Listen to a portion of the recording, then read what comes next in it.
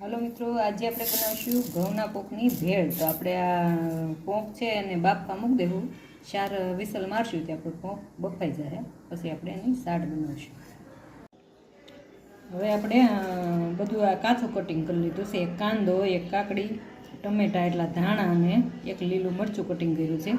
હવે આપણે સાડ બનાવી નાખ્યું। પોંક આપણો બફાઈને તૈયાર થઈ ગયો છે। આપણે 4 સીટી મારી એટલે જો પોંક કેટલો સરસ બફાઈ ગયો છે। હવે આમાં આપણે બધું કાચું નાખી દેવું। આપણે આ એક નંગ કાકડી લીધી છે, એક ટામેટું લીધું છે, એક કાંદો લીધો છે, એક આ લીલું મરચું લીધું છે અને એટલે આપણે ધાણા લીધા છે। હવે એમાંથી આપણે બધાય હવે આપણે એક લીંબુ લીસી દેવું। હવે આપણે બધા મસાલા નાખીશું।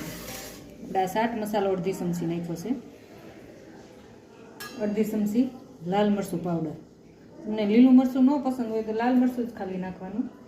આ આપણે ધાણા જીરું પાવડર નાખ્યું છે। સ્વાદ પ્રમાણે આપણે મીઠું નાખશું। હવે આપણો સાડ બનીને તૈયાર। જો કેટલો સરસ આ બધું આપણે મિક્સ કરી દેવું। આપણે બધું મિક્સ થઈ ગઈ ભેળ, જો કેટલી સરસ બની છે। જોતા જ ખાવાનું મન થાય એવી। પસંદ આવે તો શેર કરજો, લાઈક કરજો, સબસ્ક્રાઈબ કરજો, કોમેન્ટ બોક્સમાં લખીને જણાવજો। જો કેટલી મસ્ત બની છે। લંચ બોક્સમાં મૂકવા, રોંઢે નાસ્તામાં બહુ મજા આવે લીલા પોંકની ભેળ ખાવાની। હવે આપણે લીલા ધાણાથી સર્વ કરી દેવું છે। ભેળ બનીને તૈયાર।